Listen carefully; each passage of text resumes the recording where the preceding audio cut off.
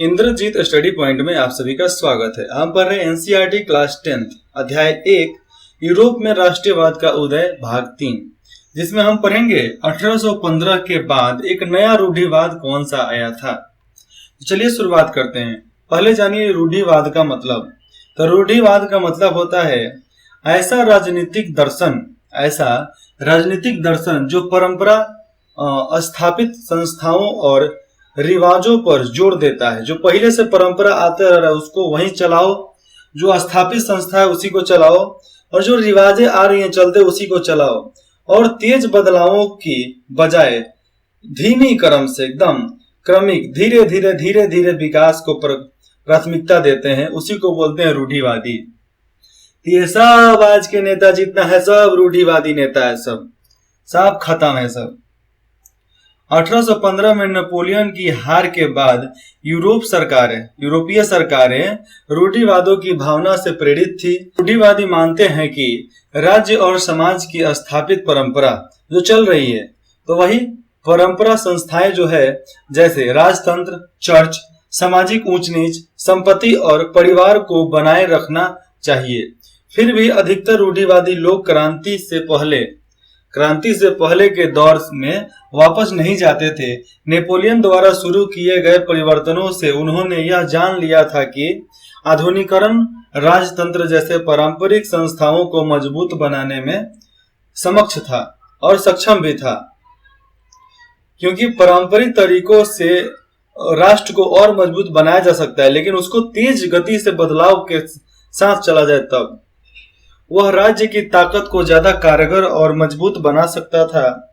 एक आधुनिक सेना कुशल नौशाहक मतलब नाव चलाने वाला, तो कुशल नौशाही, गतिशील अर्थव्यवस्था, सामंतवाद और भूदस्तों की समाप्ति यूरोप के निरंकुश राजतंत्रों को शक्ति प्रदान कर सकते थे। जैसे में देखो, सेना को आधुनिक तौर पे उसको आधुनिक कर दो, सेना को एकदम नया उसको सब चीज दे दो और उसका हथियार भी नया कर दो। कुशल नौशाहक रख लो, नौशाही, नाव चलाने वाला तनी सा एकदम प्रशिक्षित नाव चलाने वाला नावक, और गतिशील अर्थव्यवस्था में बहुत तेजी से आगे बढ़ो। सामंतवाद खत्म कर दो और भूदास्ता जो था उसको भी समाप्त किया जाए। यूरोप के निरंकुश राजतंत्र को शक्ति प्रदान देगा तो ऐसा ही देगा, हर शक्ति को प्रदान दिया है। अब देखो, सबसे पहले सेना, मोदी जी ने क्या किया, सेना को मजबूत बना दिया। फिर जितने भी हमारे नौसेना है उनको भी ठीक कर दिया। अर्थव्यवस्था में गतिशील ला दी, यूपीए मतलब पहले जीएसटी लाए, फिर यूपीआई ला कर दिए आगे।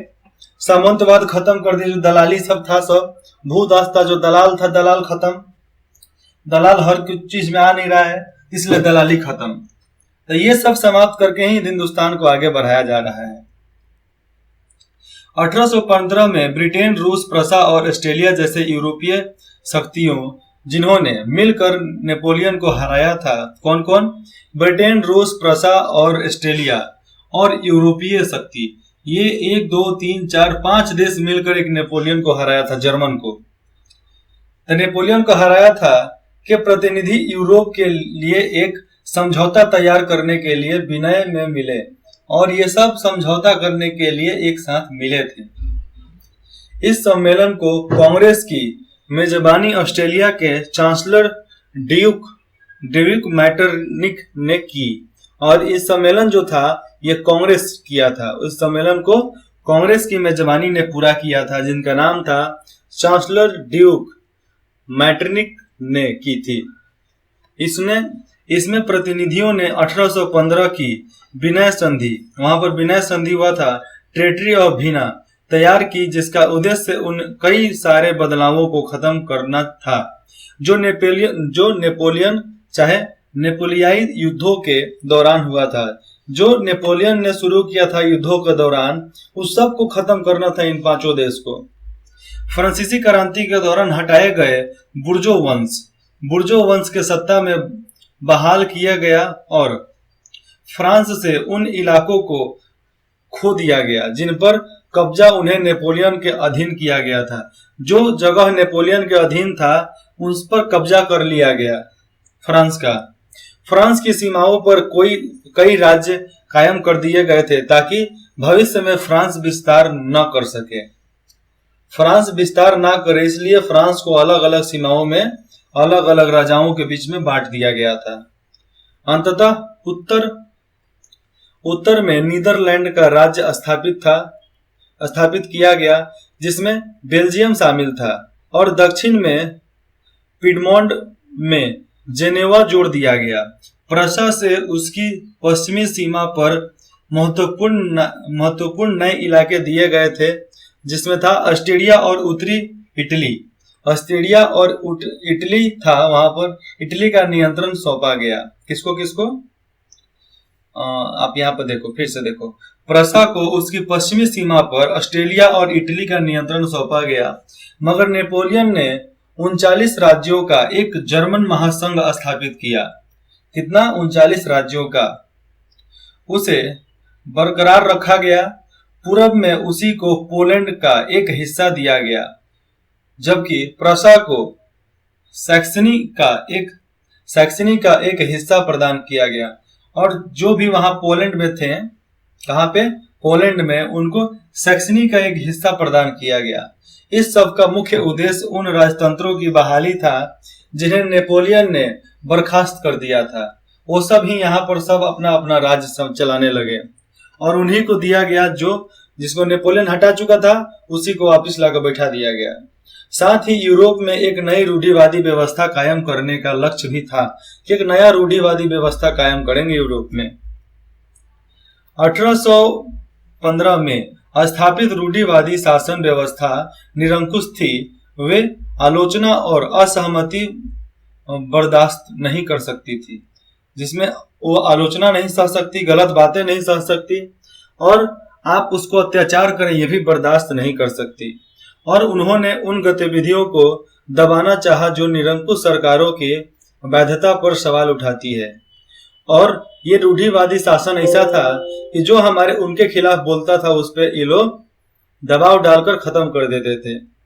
ज्यादातर सरकारों ने सेंसरशिप के नियम बनाए, जिसका उद्देश्य अखबारों, किताबों, नाटकों और गीतों में व्याख्यात उन बातों पर नियंत्रण लगाना था जिसने फ्रांसीसी क्रांति के जुड़े स्वतंत्रता और मुक्ति के विचार झलकते थे। मतलब ऐसे विचार को नियंत्रण में रखना था, वैसे नाटकों और गतिविधियों को नियंत्रण में रखना था। जो फ्रांसीसी क्रांति में क्या हुआ था? मुक्ति के लिए आजादी के लिए एक नया झलक दिखाई देता था। उन सब पर नियंत्रण हासिल करना था। देखो, नाटक से, कविता से, कवि से, पत्रकार से, पत्रकारिता से स्वतंत्रता के लिए लड़ाई लड़ी जा सकती है। जैसे में लोग 1000 लोग पढ़ रहे हैं, आप उसमें इंटरेस्टेड डालो ना, कल 1 लाख लोग पढ़ने लगेंगे।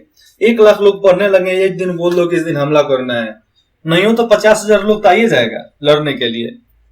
ऐसे ही पहले का लोग राष्ट्रवादी जितना थे, देश को आजाद, गांधी जी क्या बोलते थे? अकेले भाषण देते थे। हजारों लोग जुड़े थे कि नहीं जुड़े थे? सब जुड़े थे। लेकिन फिर भी फ्रांसीसी क्रांति की स्मृति उदारवादियों को लगातार प्रेरित कर रही थी, और जो फ्रांसीसी क्रांति की यादें थी, ये उदारवादियों को लगातार प्रेरित कर रही थी कि आगे बढ़ो, हम तुम्हारे साथ हैं। नई रूढ़िवादी व्यवस्था को आलोचक उदारवादी राष्ट्रीयवादियों द्वारा उठाया गया एक मुख्य मुद्दा था प्रेस की आजादी। अब देखो, जितने भी रूढ़िवादी व्यवस्था से चल रहे थे, जितने भी राष्ट्रवादी थे, चाहे उदारवादी थे, ये सब एक मुख्य मुद्दा लेकर चल रहे थे, प्रेस की आजादी। मतलब जहां पत्रकार किताब छापते हैं, लिखकर अखबार छपता है, उसकी आजादी के लिए लोग आंदोलन किए।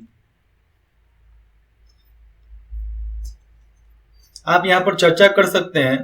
देखो, यहाँ पर बैंकार या दर्शनों का प्रयास कर रहा है, ये क्या कर रहे हैं लोग, इसके बारे में चर्चा कर सकते हैं। ये पढ़ के मैं बताता हूँ। चिंतकों का क्लब, ये चिंतकों का क्लब है। 1820 के आसपास बनाया गया यह अमान व्यंग चित्र है। किस तरह ये लोग क्लब में बैठकर लोग लिखते क्या है? बाईं तरफ की पट्टी पर लिखा है, आज एक आज की बैठक का सबसे महत्वपूर्ण प्रश्न है, हमें कब तक सोचने दिया जाएगा। और दाईं तरफ बोर्ड पर क्लब में नियमों की सूची है जिसमें निम्नलिखित शामिल है। लिखा गया है, क्या लिखा गया है? इस पढ़े लिखे समाज का पहला नियम है खामोशी। पहला नियम है खामोशी। ऐसी किसी स्थिति से ऐसे किसी भी स्थिति से बचने के लिए जब इस क्लब का कोई सदस्य बोलने के लाभ का शिकार हो जाएगा, सदस्यों को प्रवेश करने पर मुंह बंद रखने वाले मुहर, जिसको बोलते थे मुजेल बांटे जाते थे। आज के समय में मार्क्स, मुजेल को आप मार्क्स बोल सकते हैं। तो मार्क्स बांटे जाते थे कि तुम चुप रहो, तुम नहीं बोलोगे। चलिए आगे पढ़ते हैं। क्रांतिकारी।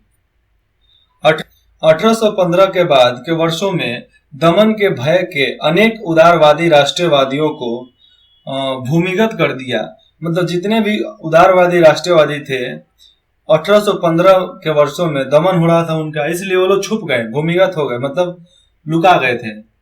बहुत सारे यूरोपीय राजाओं में क्रांतिकारियों को प्रशिक्षण देने और विचारों को प्रसार करने के लिए गुप्त संगठन उभर गए, और गुप्त संगठन के रूप में ये लोग उभरे थे, छुप कर काम करते थे। उस समय क्रांतिकारी होने का मतलब उन राजतंत्रीय व्यवस्था का विरोध करने से था जो वियना कांग्रेस के बाद स्थापित की गई थी। तो वियना कांग्रेस के बाद स्थापित जो की गई थी उसी के बारे में विद्रोह करना था, उन राजतंत्रीय व्यवस्था को। साथ ही स्वतंत्रता के मुक्ति के लिए प्रतिबद्ध होना और संघर्ष करना क्रांतिकारी होने के लिए जरूरी था। जितना भी स्वतंत्रता था और आपके मुक्ति के लिए प्रतिबद्ध होना, उसके लिए काम करना, संघर्ष करना, यह क्रांतिकारियों के लिए जरूरी था। ज्यादातर क्रांतिकारी राष्ट्रीय राज्यों की स्थापना के आजादी के इस संघर्ष का अनिवार्य हिस्सा मानते थे, और ज्यादातर जो क्रांतिकारी थे वो राष्ट्रीय राज्य की स्थापना को चाहते थे कि आजादी के इस संघर्ष के हिस्से में इसको ले जाए। ऐसा ही वह व्यक्ति था इटली का क्रांतिकारी ज्यूसेप मैत्सिनी। उनका जन्म 1807 में जेनोवा में हुआ था। जेनोवा में कहाँ पर है? इटली में ही है।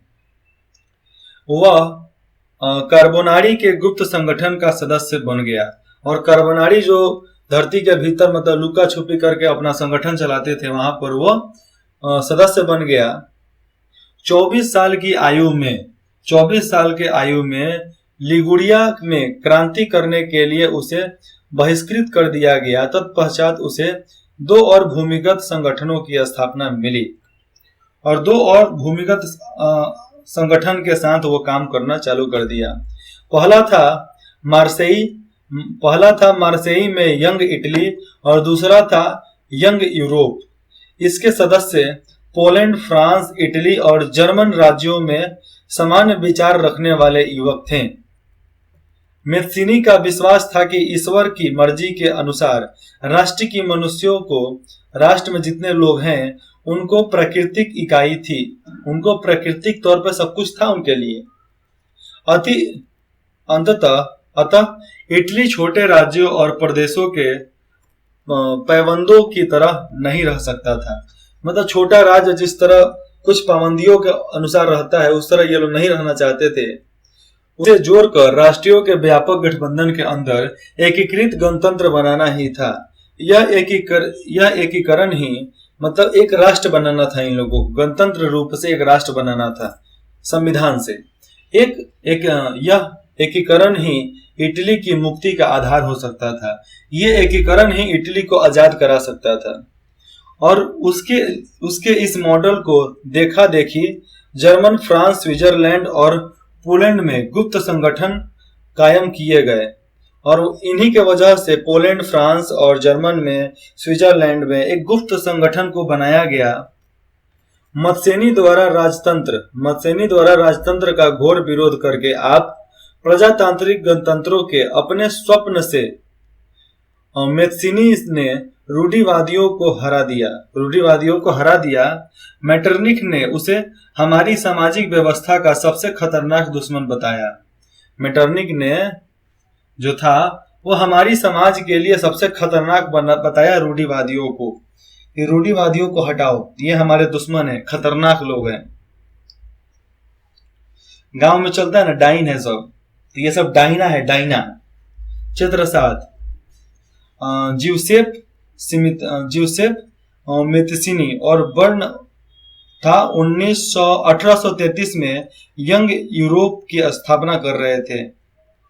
गुआकमो मंगतेगाजा का चित्र, ये गुआंतोमो मंगताजा का चित्र बनाया हुआ है। आगे पढ़ेंगे क्रांतिकारियों का युग। क्रांतिकारियों का युग 1830 से 1848 तक, इसके बीच में क्या क्या हुआ था। जैसे जैसे रूढ़िवादी व्यवस्थाओं ने अपनी ताकत को और मजबूत बनाने की कोशिश की, यूरोप के अनेक क्षेत्रों में उदारवाद और राष्ट्रीयवाद को क्रांति से जोड़कर देखा जाने लगा। इटली और जर्मनी के राज्य ऑटोमन राज्य साम्राज्य जो था, तो साम्राज्य के सूबे आयरलैंड, पोलैंड ऐसे ही कुछ क्षेत्र थे। इन क्रांतिकारियों का नेतृत्व उदारवादी राष्ट्रवादी ने किया, जो शिक्षित मध्य वर्ग विशिष्ट लोग थे। इनमें प्रोफेसर, स्कूली अध्यापक, क्लर्क, वाणिज्य व्यापार में लगे मध्य वर्ग के लोग शामिल थे। ये सब लोग वहां पर काम कर रहे थे। प्रथम विद्रोह फ्रांस में जुलाई 1830 में हुआ और बुर्बो राज, जिन्हें 1815 के बाद हुई रूढ़िवादी प्रतिक्रिया के दौरान सत्ता से बहाल किया गया था, उन्हें अब उदारवादी क्रांतिकारियों ने उखाड़ फेंका। उनकी जगह एक संवैधानिक राजतंत्र स्थापित किया गया, जिसका अध्यक्ष लुई फिलिप्स था। कौन था? लुई फिलिप था उनका अध्यक्ष। मेटरनिख ने एक बार यह टिप्पणी की थी कि जब फ्रांस छींकता है तो बाकी यूरोप की सर्दी जुकाम हो जाती है। जब फ्रांस छींकता है तो बाकी यूरोप को भी सर्दी जुकाम हो जाता है, इतना भय था फ्रांस से। जुलाई क्रांति से ब्रसेल्स में भी विद्रोह भड़क गया, और जुलाई क्रांति जब हुआ यूरोप में, फ्रांस में, उसके बाद से इधर ब्रसेल्स में भी विद्रोह हुआ, जिसके फलस्वरूप United Kingdom for the Netherland से अलग हो गया। यूनाइटेड किंगडम, जो इसको यूनाइटेड किंगडम बोलते हैं, वो नीदरलैंड से अलग हो गया। एक घटना जिसने पूरे यूरोप के शिक्षित अभिजात वर्ग भी राष्ट्रीय भावनाओं का संचार किया, मतलब प्रचार किया मध्य वर्ग के लोग, वह थी यूनान का स्वतंत्रता संग्राम। 15वीं सदी से यूनान ऑटोमन साम्राज्य का हिस्सा था। यूरोप में क्रांतिकारी साम्राज्य की प्रगति से यूनानियों का आजादी के लिए संघर्ष 1821 में आरंभ हो गया। यूनान में राष्ट्रवादियों को निर्वासन में रह रहे यूनानियों के साथ पश्चिमी यूरोप के अनेक लोगों का भी समर्थन मिला, जो प्राचीन यूनानी संस्कृति के प्रति सहानुभूति रखते थे। जो लोग जितने भी यूनानी परंपरा था, यूनानी संस्कृति थी, उससे जो लोग प्रति सहानुभूति रखते थे, उससे मिलना जुलना चाहते थे, उसके बारे में जानना चाहते थे, सहानुभूति उनके लिए था। कवियों और कलाकारों ने यूनान को यूरोपीय सदस्यता का पालना बताया। मतलब ये लोग जो यूरोपीय सभ्यता है उसको पाल रहे हैं। तो ये लोग बोल रहे हैं कि जो कवि हैं, कलाकार हैं, वही यूरोपीय सभ्यता को पाल कर रखे हैं, नहीं तो ये कहाँ गायब हो जाता ना। प्रशंसा की वह एक मुस्लिम साम्राज्य के विरुद्ध यूनान के संघर्षों के एक जनमत जुटाए। मतलब प्रशंसा की, और एक मुस्लिम साम्राज्य के, वहां पर भी मुसलमान थे, तो मुस्लिम साम्राज्य के विरुद्ध, जो मुस्लिम साम्राज्य था उसके खिलाफ के संघर्ष करने के लिए जनमत जुटाया। अंग्रेज कवि लॉर्ड वायरन ने धन इकट्ठा किया। जो अंग्रेज थे वहां पे, अंग्रेज कवि लॉर्ड वायरन ने धन इकट्ठा किया और बाद में युद्ध में लगाने लड़ने भी गए। 1824 में बुखार से उनकी मृत्यु हो गई। उस समय बुखार होता होगा भैया, बहुत बड़ा बीमारी, लेकिन आज से एकदम जिस तरह छींकता है लोग उस तरह बुखार है, तुरंत दवाई खाओ बुखार खत्म। और मलेरिया, टाइफाइड, डेंगू का बुखार है तो उसमें 15 दिन समय लग जाएगा। अंततः 1832 की कुस्तुनिया की संधि ने यूनान को एक स्वतंत्र राष्ट्र की मान्यता दी। और वहां पर एक था कुस्तुनिया, तो कुस्तुनिया से जब संधि हुआ था तो उसके बाद ही यूनान आजाद हुआ, स्वतंत्र राष्ट्र की मान्यता उसको मिल गया, उसको दे दिया गया। अगले भाग में पढ़ेंगे रूमानी कल्पना और राष्ट्रीय भावना, भाग नंबर 4 में। तो लेते हैं विदा। इंद्रजीत स्टडी पॉइंट में जुड़ने के लिए आप सभी का बहुत बहुत धन्यवाद। कमेंट करना है तो आप जरूर कर लें। आपको कुछ पूछना है तो अभी आप पूछ सकते हैं कमेंट करके, नहीं तो मेल दिया ही है, मेल पर मैसेज कर सकते हैं। जो ज्यादा डिफिकल्ट डाउट है उसको आप मेल पर ट्रांसफर कर देना, नीचे डिस्क्रिप्शन में लिखा गया है, 24 घंटे के अंदर आपको रिप्लाई मिल जाएगा।